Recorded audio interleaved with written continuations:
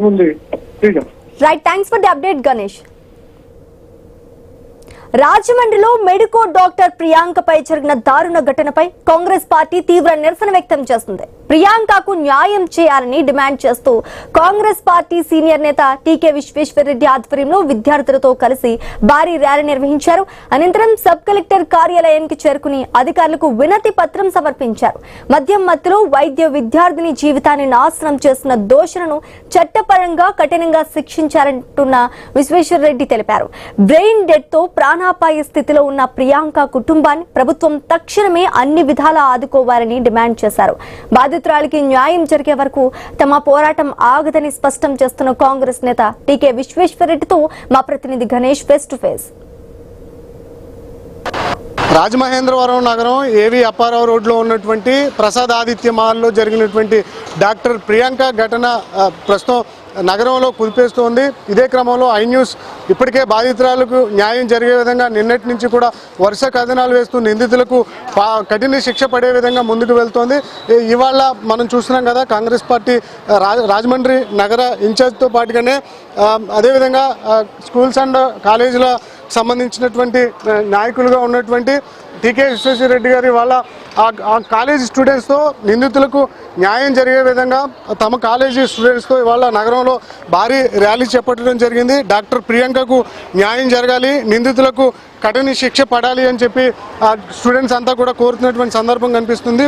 మనతో ప్రస్తుతం టీకే విశ్వేశ్వరరెడ్డి గారు ఉన్నారు. సార్, ఈ ఘటన ఎట్లా చూస్తున్నారు? పోలీసులు 3వ తారీఖున కేసు నమోదైతే మనకు నిన్న వెలుగులోకి వచ్చినటువంటి సందర్భం, ఏమంటారు ఈ వ్యవహారంలో? ఇది చాలా దురదృష్టకరమైనటువంటి సంఘటన అండి. మెడిసిన్ చదువుతున్నటువంటి అమ్మాయి మీద తాగేసి కారు డ్రైవ్ చేసే 2 కుర్రోళ్ళు మరి అది కావాలని చెప్పి గుద్దారా, లేకపోతే అన్ఎక్స్పెక్టెడ్గా తాగిన మత్తు మైకంలో గుద్దారా అన్నది మనం కరెక్ట్గా చెప్పలేం. ఏదైనప్పటికీ సరే ఒకసారి ఇలా గుద్ది అమ్మాయి పడిపోతే అమ్మాయి మీద నుంచి కారు ఎక్కించుకెళ్ళారు. ఇది చాలా దారుణం. ఎంత తాగుపోతాడైనా సరే, నిషాలో ఉన్నా సరే గుద్దిన తర్వాత ఎలట్లాగా వచ్చేస్తాడు. మళ్ళీ అలా పడిపోయిన మనిషి పెంచి కారు ఎక్కించుకుని వెళ్ళే పరిస్థితి ఉండదు. మరి ఇది చాలా దురదృష్టకరమైన సంఘటన. ఈ సంఘటనలన్నీ కూడా మరి రాజమండ్రిలో జరగడానికి మెయిన్ కారణం ఏంటంటే మనకి తాగుడు, గంజాయి బ్యాచ్లు ఇవన్నీ కూడా రాజమండ్రిలో ఎక్కువైపోయినాయండి. మనకి రాజమండ్రిలో బ్రాందీ షాపులకి పర్మిషన్ ఇచ్చారు. ప్రతి బ్రాందీ షాప్ దగ్గర పక్కనే బార్. ఆ బార్కి పర్మిషన్ ఉండదు. Unauthorised bars. మీరు ఏ బ్రాందీ షాప్ అయినా చూడండి, పేపర్ మిల్ ఎదురుండే ఒక బ్రాందీ షాప్ ఉంది.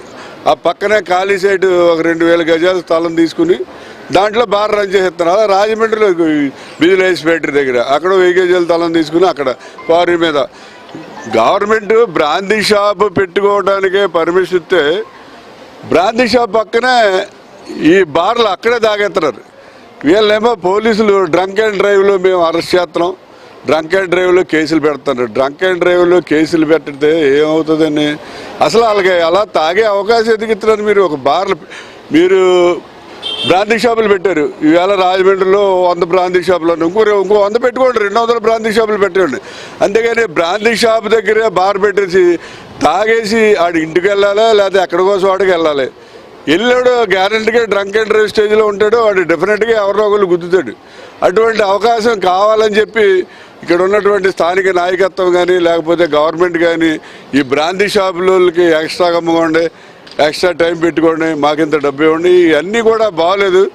మొన్ననే చూసాం, అక్కడ తాలూకా ఆఫీస్ ఎదురుగుండా ఇన్నిస్పేట రామాలయం దగ్గర ఓ మర్డర్ జరిగింది.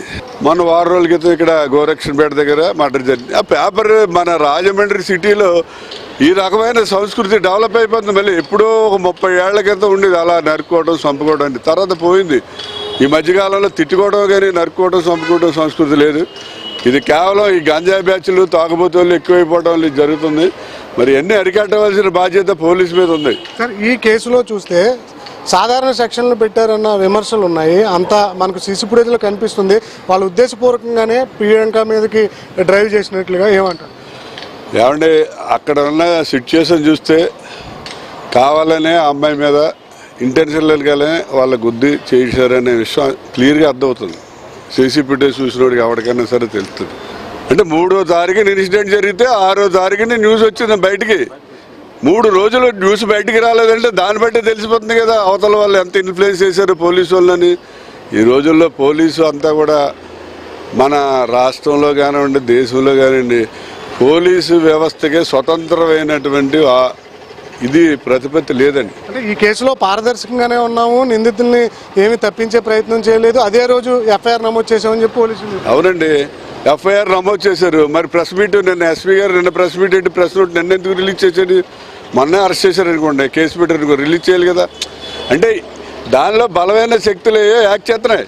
ఆ బలమైన శక్తులు యాక్ట్ చేస్తున్నాయి కాబట్టి కేసు పెద్దగా అల్లరి కాకుండా ఎవరికీ తెలియకుండా ఉండే విధంగా అలా నానుస్తూ వచ్చారు. ఇదేముందంటే కొద్దిగా అలా నాచితే సలబడిపోద్ది, ఇమీడియట్గా అయితే రియాక్షన్ ఎక్కువగా ఉంటుంది. అలా నానించడానికి ప్రయత్నం చేశారు. కానీ మొత్తం మీద ఏదో పేపర్లో టీవీల్లో నిన్నే న్యూస్ రిలీజ్ అయ్యేసరికి మొత్తం పిల్లలందరూ కూడా ఈ స్టేట్లో అందరూ దీని మీద రియాక్ట్ అయ్యారు. వాళ్ళు కఠినమైన సెక్షన్స్ పెట్టి శిక్ష పడేలా చేయాలి. లేకపోతే మాత్రం అవసరమైతే ఢిల్లీలో తిరగబడినట్టు పోలీసు వ్యవస్థ మీద వాళ్ళ మీద కూడా పిల్లలందరూ తిరగబడతారు. అంటే డాక్టర్ ప్రియాంక కర్నూలు నుంచి ఇక్కడికి వచ్చి ఫ్రీ సీట్ రావడంతో జిఎస్ఐలో చదువుకుంటుంది. అలాగే చాలామంది రాజమండ్రి నగరానికి వచ్చి ఇతర ప్రాంతాల నుంచి చదువుకుంటున్నారు.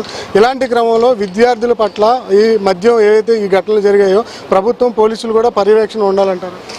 తప్పనిసరి ఉండాలండి. అదేగా చెప్తున్నాను నేను. రాజమండ్రి సిటీలో గవర్నమెంట్, ఎందుకంటే ఇలాగ రోడ్ల మీద డ్రంక్ అండ్ డ్రైవ్ చేయడానికి అవకాశం ఇచ్చింది గవర్నమెంట్, కాబట్టి గవర్నమెంట్ పెట్టుకోవాలి. అలాగే జిఎస్ఎల్ మెడికల్ కాలేజీ చైర్మన్ గారు ఉన్నారు, గన్ని భాస్కర్ గారు, ఆయన కూడా లిబరల్గా ఉంటారు. మేము మాట్లాడి వాళ్ళ కుటుంబానికి కావాల్సినటువంటి మెడికల్కి సంబంధించిన ఎక్స్పెండిచర్ అంతా కూడా గవర్నమెంట్ సైడ్ నుంచి సరిగా అయినటువంటి ఇది రాకపోతే గన్ని భాస్కర్ గారు పెట్టుకునేలాగా ఆయనతో మాట్లాడి వాళ్ళకి న్యాయం జరిగేలా చేస్తాం. ఓవరాల్గా చూస్తున్నాం కదా, ఖచ్చితంగా డాక్టర్ ప్రియాంక అంశంలో ఆమెకు న్యాయం జరగాలి అని చెప్పి ఇక్కడ రాజమండ్రి నగరంలో కోరుతున్నటువంటి సందర్భం కనిపిస్తుంది.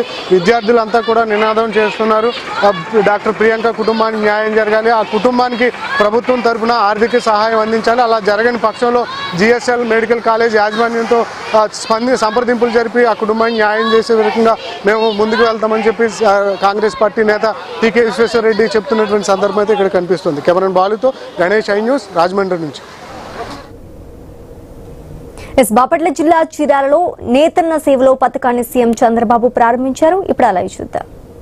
ఒకప్పుడు మినీ ముంబై